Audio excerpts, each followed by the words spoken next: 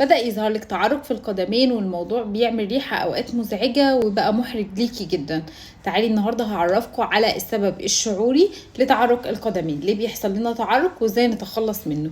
اول حاجة، ليه بيحصل تعرق في القدمين؟ ده غالبا هيحصل لك لما هتكوني خايفة من الخطوات اللي بتاخديها، خايفة من تأثيرها عليكي في المستقبل.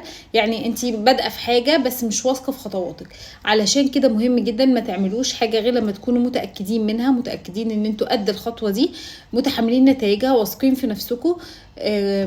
تنتبهوا اول ما تحسي ان وانتي شغاله في حاجه او انتي رايحه مشوار، تحسي ان انتي خايفه او عندك انزعاج من المشوار ده، او خايفه من الناس اللي فيه، او خايفه يحصل لك موقف محرج.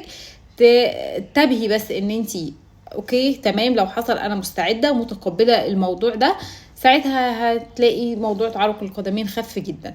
في كمان ناس بيحصلها تعرق في الجبهه، وتعرق الجبهة كتير جدا بيشتكوا منه، بيكون موقف انت خايفة من مواجهة فيه، يعني حد هيجي هيواجهك بكلام او حد هيواجهك بحاجة، فبتكوني خايفة. بتحصل لك دايما برضو لو انت رايحة تعملي برزنتيشن في مكان او تعملي عرض، فبتلاقي نفسك بتعرقي، وشك بيعرق.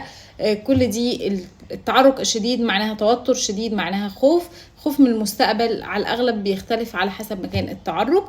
لو حابين تعرفوا معلومات اكتر عن السبب الشعوري تابعونا.